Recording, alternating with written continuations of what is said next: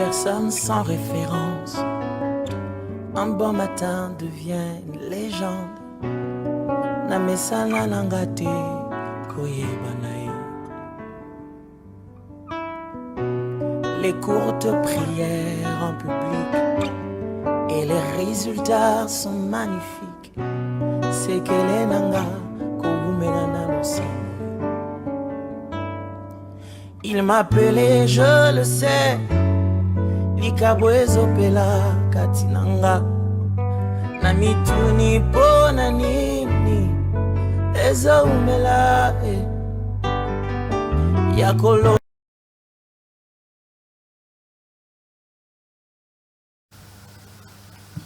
Shalom chez vous, que la paix et la grâce de notre Seigneur Jésus-Christ vous soient accordées. Nous sommes encore très contents et très heureux de vous retrouver dans ces programmes de temps d'édification avec votre structure ATK Édification et votre serviteur que nous sommes. Que Dieu soit glorifié et qu'il vous bénisse énormément.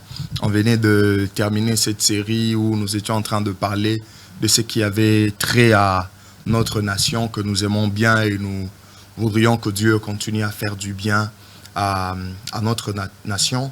Nous, le Congolais, nous sommes appelés, nous sommes invités à travailler pour le bien de notre nation parce que même la situation à l'est du pays ne sera pas résolue si nous-mêmes, on ne prend pas, on ne se donne pas la peine de travailler en aimant ces pays que nous avons. Donc, par la grâce de Dieu, aujourd'hui, nous allons parler d'autre chose. Et je crois que cela va nous être bénéfique en regardant le Saintes Écritures. Cela va nous faire énormément du bien. Père, nous te prions, nous voulons que ta grâce soit notre partage. Enseigne et instruis-nous par ta parole au nom de Jésus. Amen. Voilà, le sujet sur lequel nous allons parler est intitulé malédiction. Malédiction. Par la grâce de Dieu, nous allons dire certaines choses dans ces numéros. Et on va achever ça dans le prochain numéro. N'hésitez pas de nous suivre régulièrement. Et même pour ceux qui ont raté le message sur la RDC, vous pouvez aller sur notre chaîne YouTube Aristoni TV. Vous allez voir, tous les éléments sont là-bas. Alors, parlons de la malédiction. Nous parlons de la malédiction. Vous allez vous dire, mais pourquoi parler de la malédiction? L'élément de base, c'est que c'est un concept, c'est un terme qui est biblique. Alors, pour renforcer notre culture générale par rapport aux Saintes Écritures, nous avons le devoir de connaître quelque chose sur ça, mais aussi parce que cela a de l'impact par rapport à la spiritualité. C'est comme ça que nous ne devons pas ignorer ces choses. Le mot malédiction veut simplement dire, ou la malédiction signifie dire du mal. Donc, lorsqu'on parle de la malédiction, on est en train de voir le fait de dire du mal. Cela implique le fait de souhaiter le mal. C'est le fait d'appeler la malédiction sur quelqu'un, mais aussi c'est prononcer des imprécations sur quelqu'un. Donc, en quelque sorte, lorsqu'on dit lorsqu'on est en train de lancer une malédiction ou de prononcer ou de dire une malédiction sur quelqu'un, en d'autres termes, nous voulons simplement qu'un malheur puisse lui arriver. Donc, c'est ça. La malédiction est étroitement liée au malheur. Et déjà, même en français, vous le savez comme moi, que la malédiction est l'opposé de la bénédiction. Donc, c'est-à-dire l'opposé ou le contraire de la malédiction. Le contraire de la malédiction, c'est la bénédiction. Donc, si vous n'êtes pas sous la bénédiction, vous êtes sous la malédiction. Parce que ce sont de termes antonymes ou des opposés, des contraires. Alors, il y a tant de choses que nous allons essayer de dire sur ces concepts, parce que ce concept est dans la Bible. Mais, premièrement, j'aimerais que vous puissiez savoir que en analysant ou en lisant minutieusement les Saintes Écritures, nous nous rendons compte que Dieu fut la première personne à pouvoir maudire ou à pouvoir prononcer une malédiction. On peut le voir dans les Saintes Écritures, dans les livres de Genèse chapitre 3, le verset 14. La Bible déclare: « L'Éternel Dieu dit au serpent, puisque tu as fait cela, tu seras maudit entre tout le bétail. » C'est Dieu qui est en train de maudire les serpents. Entre tout le bétail et entre tous les animaux de champ. Tu marcheras sur ton ventre et tu mangeras de la poussière tout le jour de ta vie. Ça, c'est dans Genèse, chapitre 3, le verset 14, mais on peut aussi associer le chapitre 3, toujours, le verset 17. Il dit à l'homme, puisque tu as écouté la voix de ta femme, et que tu as mangé de l'arbre au sujet duquel je t'avais donné cet ordre, tu n'en mangeras point. Le sol sera maudit à cause de toi. C'est à force de peine que tu en tireras ta nourriture tout le jour de ta vie. Donc, nous voyons dans ces chapitres au fait que Dieu fut la première personne à prononcer ou à déclarer une malédiction à déclarer une malédiction. On a vu qu'il a commencé à prononcer cette malédiction sur le serpent que l'ennemi avait utilisé, parce qu'on dit qu'en ces temps-là, le serpent était le plus risé de tous les animaux, de champ.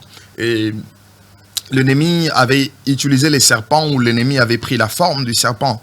Et juste après que l'homme et la femme soient tombés dans ces péchés, dans ce que Dieu est en train d'interdire, lorsque Dieu vient, il a maudit le serpent. Donc, nous voyons que Dieu fut la première personne à prononcer une malédiction. Un peu plus loin, dans le verset 17, nous avions vu que Dieu a maudit le sol. Dieu a également maudit le sol, là où l'homme est censé trouver sa nourriture. Dieu lui fait comprendre que ça sera à force de peine, c'est-à-dire ça sera en travaillant, ça sera avec sa sueur, avec beaucoup plus d'efforts. Quelquefois, lorsque nous lisons ces versets 17, on a tendance à penser que le travail est une malédiction. Non, parce que ici, dans ces passages, Dieu n'a pas maudit le travail, mais il a plutôt maudit le sol. Le travail devient encore un peu plus dur, mais le travail n'est pas une malédiction. Ça doit être clair. Alors, ayant compris qu'au départ, c'est Dieu lui-même qui était la première personne à maudire, je crois que cela va beaucoup nous aider, mais j'aimerais que nous puissions énoncer quelques vérités essentielles ou quelques vérités utiles par rapport à ces concepts que nous sommes en train d'étudier, la malédiction. Premièrement, j'aimerais vous dire ceci. La malédiction peut être prononcée par Dieu ou par l'homme.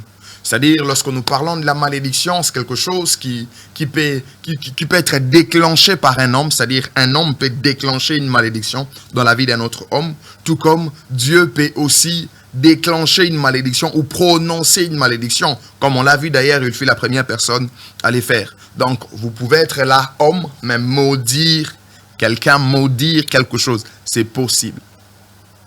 C'est possible. Mais en deuxième lieu, la malédiction peut être considérée comme, ça c'est la deuxième vérité, la malédiction peut être considérée comme étant l'influence spirituelle négative la plus forte. Parce que, à ce qui concerne des influences spirituelles, il y a des niveaux, il y a des étapes, il y a des dimensions. Mais on a comme l'impression que la malédiction peut être, ou la malédiction semble être cette influence spirituelle qui est, cette influence spirituelle négative la plus forte. Ce qui me permet de parler de la troisième vérité.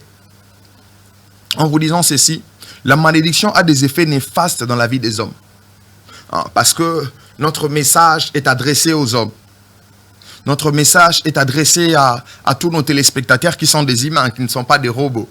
C'est comme ça qu'on va toujours faire un effort de lier le message aux hommes. Alors, la troisième vérité que nous venons d'énoncer stipule que la malédiction a des effets néfastes dans la vie des hommes. Lorsque vous regardez dans les Saintes Écritures, des hommes qui ont vécu sous une certaine malédiction, il y a eu de malheurs, de choses qui ont eu à les atteindre. Et même lorsque un homme allait vers quelque chose ou une situation qui a été maudite dans le passé, il risquait beaucoup. Vous pouvez prendre dans le livre de 1 roi l'exemple de Élial de Bethel. Celui qui essayait de rebâtir Jéricho, alors qu'au temps de Josué, il y a une malédiction qui fut prononcée sur cette ville, que celui qui va essayer de la rebâtir, il paiera le premier fondement au prix de son fils. Et le dernier fondement au prix d'un autre de ses enfants encore. C'est comme ça que lorsque cet homme a commencé à bâtir Jéricho, exactement ces malheurs lui étaient arrivés, il a perdu ses enfants. Pourquoi? Simplement parce que la ville, elle était maudite et sa construction était maudite par un homme de Dieu. Vous voyez que la malédiction dans la Bible, elle a beaucoup de conséquences néfastes. C'est comme ça qu'il n'est pas utile, il n'est pas important de vivre en étant sous une malédiction quelconque. Non, ce n'est pas une bonne chose. Ce n'est pas une bonne situation parce que la malédiction peut apporter même la mort dans la vie d'un homme. La malédiction peut apporter même la mort dans la vie d'un homme. Il y a des gens qui sont en train de mourir dans certaines situations à cause de certaines malédictions, certaines malédictions qui ont été prononcées dans les temps passés sur eux, ou certaines malédictions sous lesquelles ils sont en train de se retrouver. Quatrième chose ou quatrième vérité que j'aimerais vous dire au sujet de la malédiction, c'est que la malédiction est fortement utilisée dans l'enchantement. La malédiction est fortement utilisée dans la sorcellerie, dans la magie. C'est un instrument, vraiment, c'est un point sur lequel c'est de l'autre côté insiste un peu plus. Parce que lorsque je dis que la malédiction est fortement utilisée dans l'enchantement, dans la magie, dans la sorcellerie, comment ça se passe? Je crois que l'autre fois, lorsque nous étions en train d'aborder l'aspect lié au combat spirituel avec beaucoup de points qu'on a vus dans le passé, j'avais quand même frôlé, dit quelque chose là-dessus. On mordit avec la bouche, on déclare, on dit des choses. Et ceux qui sont dans les ténèbres, ceux qui nous combattent, ceux qui sont dans l'autre camp, dans leur façon de pouvoir fonctionner, ils se mettent parfois à déclarer, à dire des mauvaises paroles, à dire de mauvaises choses et rattacher cela à des vies ou à des hommes au moyen des esprits maléfiques. C'est-à-dire, ils prennent une représentation, ils commencent à dire, ils commencent à déclarer, ils commencent à dire des choses sur cette représentation-là en disant que c'est un tel, et ceux qui sont en train de dire, cela doit arriver à cette personne, et que comment est-ce que cela arrive? C'est parce qu'ils savent manipuler les esprits maléfiques. Ces esprits-là vont faire arriver ces mauvaises choses dans la vie de personnes concernées. Lorsque vous lisez même Job, chapitre 33, le verset 8, la Bible parle d'une pratique, là-dedans, il est écrit « Qu'elle soit maudite par ceux qui maudissent le jour, par ceux qui savent exciter les léviathans. » Au temps de Job, lorsqu'il a connu toutes ces situations difficiles qui étaient liées à sa vie, liées aux épreuves qu'il a eues, dans le chapitre 33, il avait même commencé à maudire le jour de sa vie. Mais il dit quelque chose dans le verset 8, que ce jour soit maudite par ceux qui maudissent le jour. Donc, c'est-à-dire qu'en leur temps, il y avait des gens il y avait déjà ces pratiques qui consistaient à pouvoir maudire. Mais comment est-ce qu'ils maudissaient? Ils étaient en train d'exciter les léviathans, d'exciter le monstre marin. Vous voyez? Donc, cette pratique de la malédiction est beaucoup plus utilisée pour ceux qui sont dans les camps de ténèbres. Mais aussi, j'aimerais vous dire une cinquième vérité, c'est que la malédiction est vraiment un point de contact que ceux du ténèbre utilisent pour nous avoir. Donc, c'est du monde du ténèbre, c'est de l'autre camp. Vous savez très bien que, étant chrétien, étant enfant de Dieu, nous sommes exposés au combat spirituel. Ça, c'est inévitable. Nous sommes exposés au combat spirituel. Et l'ennemi, très souvent, il aime bien nous chercher, ou il aime bien nous avoir, ou il cherche à nous avoir très souvent avec ce point de contact qui représente simplement le malédiction. Quand je parle de l'ennemi, en fait, je suis en train de faire allusion à tout son groupe et même toutes les personnes avec qui il travaille. Mais nous pouvons voir quelques illustrations du point de vue biblique pour nous faire voir que la malédiction est beaucoup utilisée dans le monde spirituel pour chercher à nuire les hommes. Parce que dans les Saintes Écritures, il y a des faits qui peuvent illustrer cela, nous faire voir que certains, même lorsqu'ils étaient dans certaines choses, ils étaient face à certains défis devant eux, ils se donnaient la peine de pouvoir maudire des gens afin d'avoir le dessus sur eux. Lorsque vous regardez avec moi la Bible dans les livres de 1 Samuel chapitre 17 versets 43 à 45, il est question de David et Goliath. David pour Israël, Goliath pour le Philistin.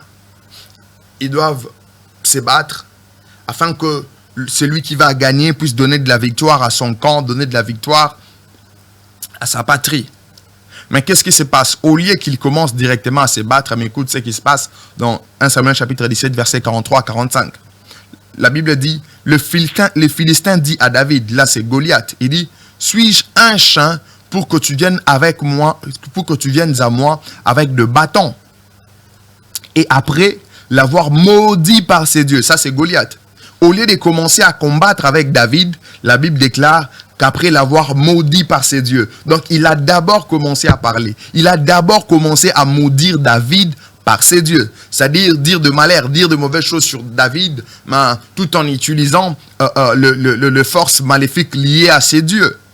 Et dans les versets 45, on dit, il ajouta, « Viens vers moi et je donnerai ta chair aux oiseaux du ciel et aux autres bêtes des champs. » Dans le deuxième numéro, je vous parlerai au fait de comment faire face à ces genres de situations de malédiction. Mais ici, nous voyons simplement que Goliath, pour combattre David, il a commencé d'abord par maudire David par ses dieux. Donc, ils savaient très bien, ils avaient cette conscience-là, que si je commençais par maudire cette personne, si je commençais par remporter cette bataille du point de vue spirituel, sur le plan physique, ça sera la même chose, je vais la remporter sans problème. Vous pouvez voir une telle situation, une situation similaire dans Nombre chapitre 22, le verset 1 à 6. Il est question de Balak qui avait peur d'Israël, qui avait peur à cause de tout ce que Dieu est en train de faire avec Israël en battant les autres nations, tout ça pendant leur parcours. Et lorsqu'ils étaient en train de camper maintenant vers le plaine de Moab, ces rois étaient effrayé, il est allé chercher un devin qui était Balaam pour qu'il puisse maudire le peuple d'Israël. Pourquoi il cherche à maudire le peuple d'Israël? Qu'il cherche à maudire le peuple d'Israël pour qu'il espère battre ses peuples. Si vous regardez dans le verset 6, écoute ce qu'il dit. Viens, je t'ai pris, maudis-moi ces peuples, car il est plus puissant que moi. Vous voyez? Le roi de Moab, Balak, reconnaît qu'Israël est plus puissant que lui et il appelle Balaam un devin pour qu'il puisse maudire Israël.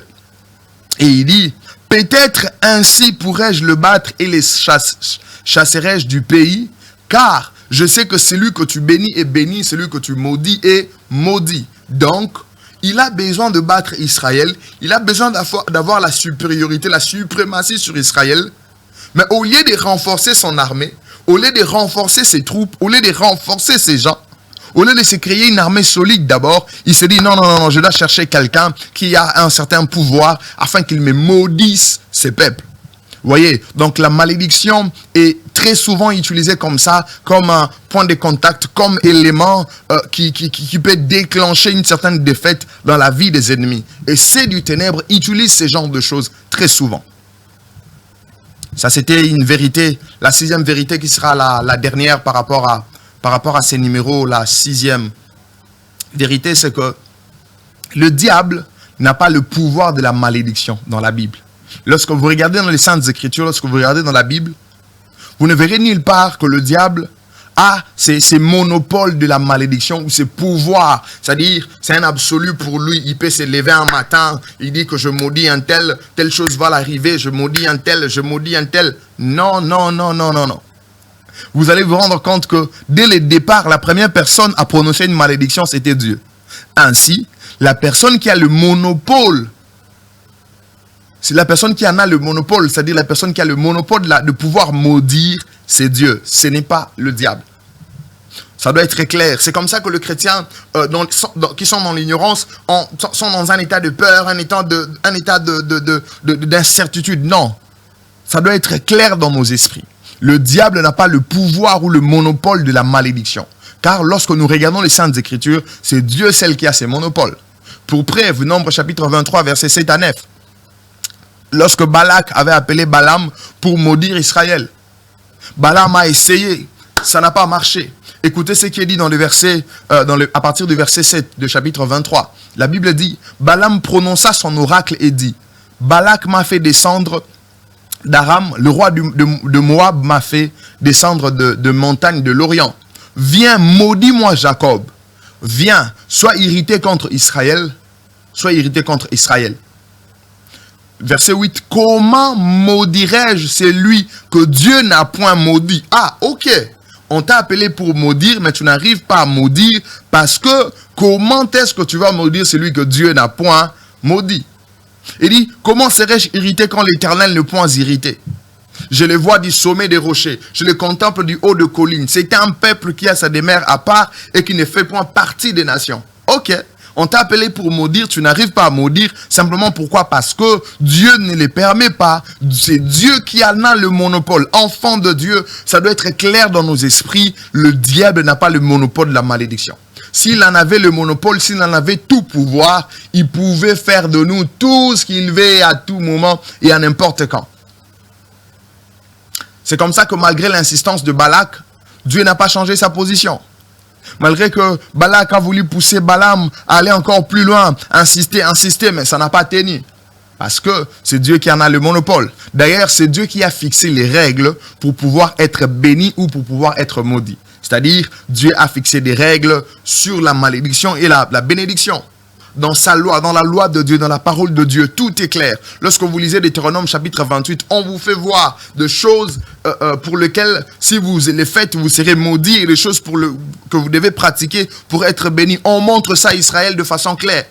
Lorsque vous lisez Ephésiens chapitre 1, versets 3 à 6, on fait voir comment est-ce que les enfants doivent honorer leurs parents. Pourquoi? Simplement parce que s'ils honorent leurs parents, ils vivront longtemps sur cette terre. C'est-à-dire, s'ils n'honorent pas leurs parents, la malédiction liée à la mort précoce sera leur partage. Dieu a fixé les règles. Dans Jérémie, il nous dit, maudit soit quiconque fait l'œuvre de l'Éternel avec négligence. C'est-à-dire que Dieu a fixé des règles pour être béni et pour être maudit. Maudit soit quiconque met son espérance dans l'homme.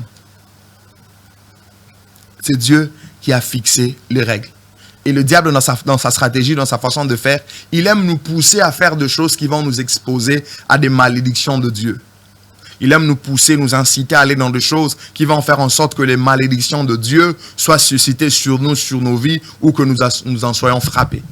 C'est comme ça qu'il est important pour nous. C'est comme ça qu'il est important pour nous de ne pas nous laisser emporter par ces choses. Et la Bible, et nous voyons clairement, comme il y a des principes fixés dans les Écritures pour la bénédiction et pour la malédiction, c'est comme ça que la malédiction sans cause n'a pas d'effet. Je prie le Dieu de cieux qu'il fasse en sorte que dans votre vie, vous ne viviez pas sous une malédiction quelconque. Si vous aviez eu des combats, des paroles comme ça, qui est en train de s'élever contre vous, qui est en train de s'élever pour vous faire arriver le malheur, en tant que serviteur de Dieu, j'arrête et j'interromps cela dans votre vie au nom de Jésus-Christ. Que Dieu vous bénisse. Retrouvons-nous prochainement pour achever ces messages sur la malédiction.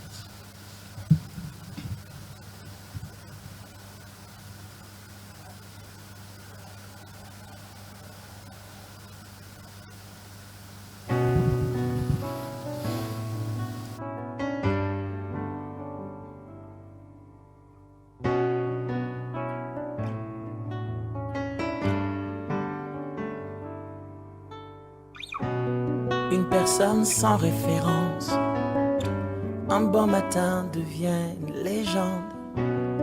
Namesana nangate koyebanae. Les courtes prières en public et les résultats sont magnifiques. C'est que les nanga kogumenana aussi. Il m'appelait, je le sais. Likabwezo pela katinanga na mituni pona nini ezo umela yakolo